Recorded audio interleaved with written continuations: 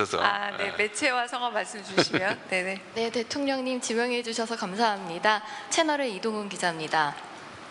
저는 대선 때 공약하셨던 검찰청을 공소청으로 전환하는 문제에 대해서 여쭤보려고 합니다. 네. 지금 여당 일부 강경파 의원들과 당대표 후보들 모두 추석 전에 개혁을 완료해야 된다 이렇게 얘기를 하고 있는데요. 네. 대통령님도 같은 타임라인을 생각하고 계신지 궁금합니다.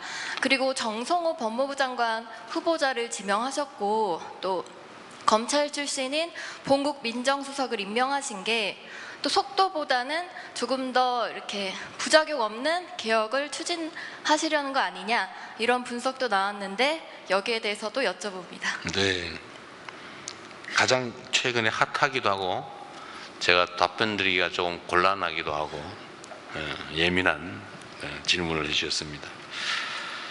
네.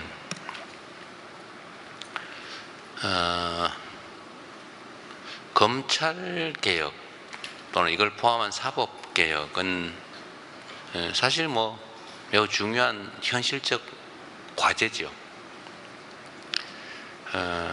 저도 법조인이기도 합니다. 수십 년간 저도 송사에 매달려서 먹고 살았죠.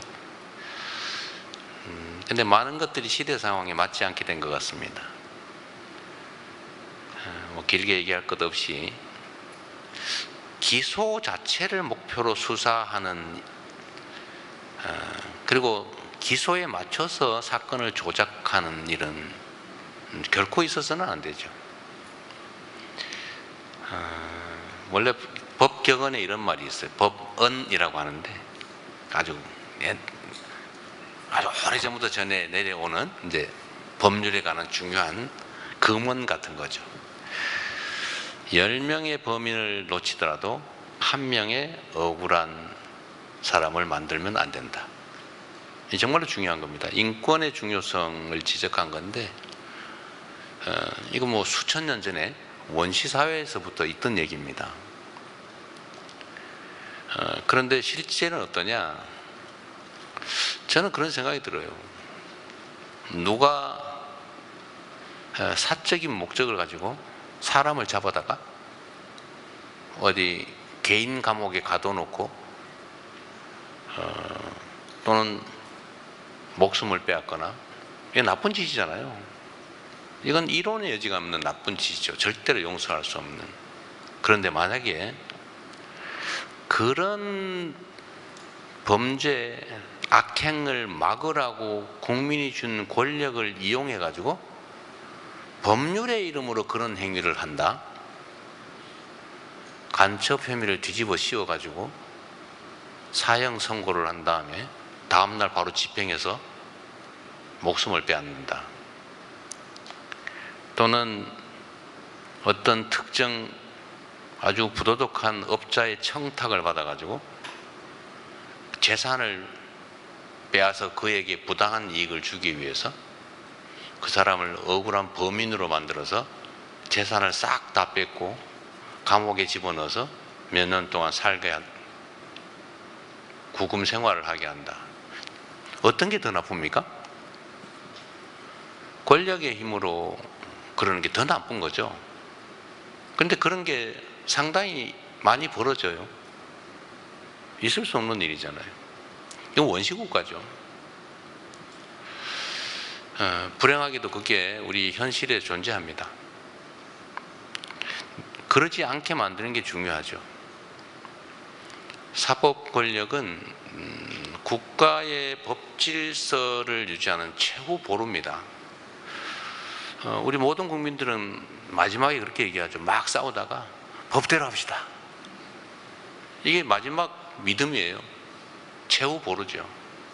그런데 그 법이 가진 사람 또는 특정한 목적에 의해서 악용이 되면 우리 국민들은 대체 어디에 기대겠습니까? 주먹을 쓸 수도 없고 친구한테 의존할 수도 없고 그러면 이 사회가 무너지죠. 그래서 사법개혁은 중요한 과제입니다. 범위를 좁혀서 검찰개혁 얘기를 해본다면 수사를 기소를 위해서 수사하는 이 나쁜 사례가 우리가 그 문제를 해결하기 위해서 논의하는 이 긴 시간 동안 더 악화됐어요. 더 심해졌고 더 나빠졌습니다. 우리 모두가 체감하고 있죠. 그래서 지금은 검사에게서 이제 여기서 말하는 검사는 기소하는 검사를 말하는 겁니다. 기소하는 검사에게서 수사권을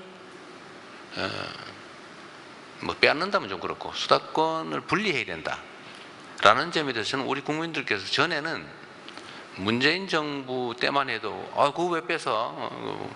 그거 안 되지라는 반론 여론이 꽤 있었던 것 같은데 지금은 별로 많지 않은 것 같아요. 지금은 그 후에 개혁의 필요성이 더 커진 거죠. 일종의 그건 저는 자업자득이다 이렇게 생각합니다.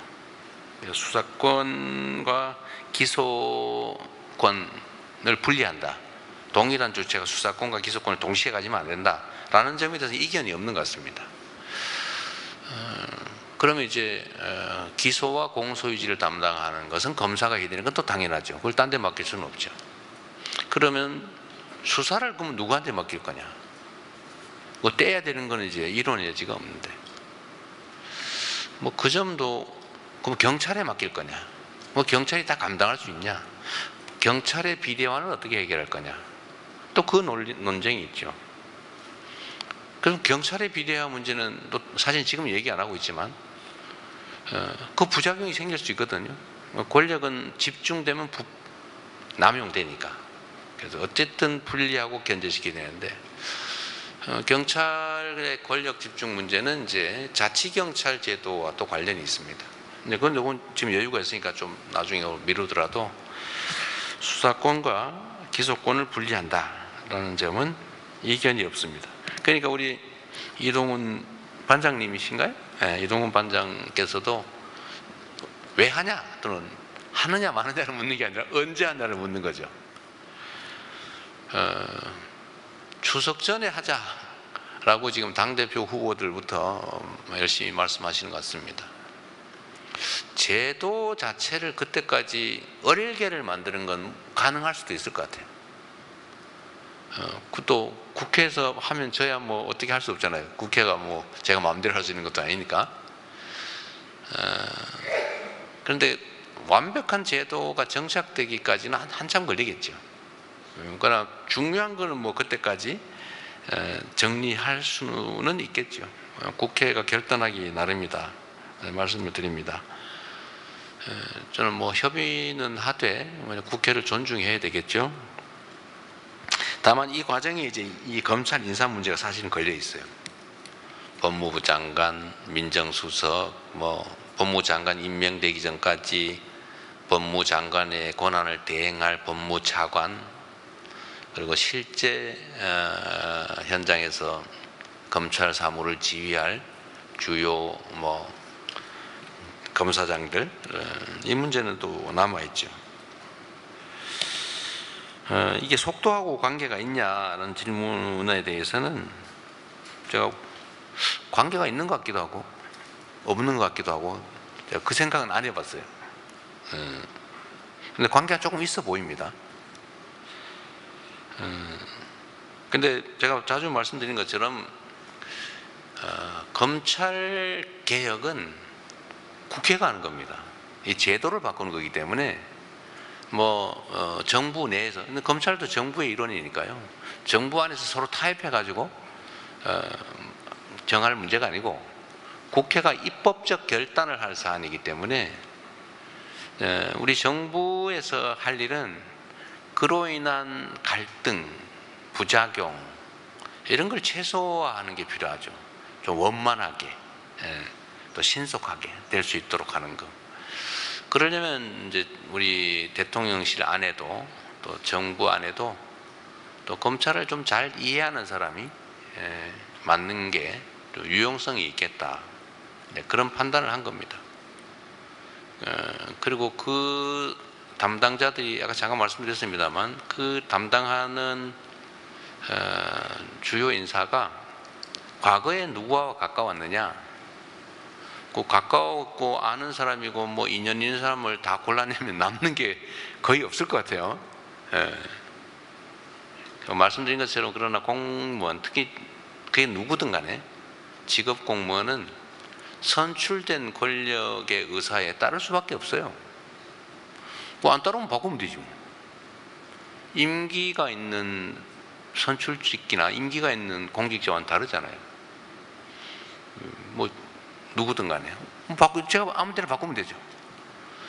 결국 대통령이 결단할 사안, 그리고 국회가 입법할 사안들이어서 그 개별 인사에 대해서 너무 걱정하지 않으셔도 된다.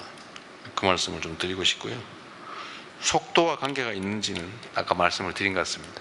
네. 네. 제가 좀 속도를 내야 될 것 같아서요. 제가 네. 내가 말을 좀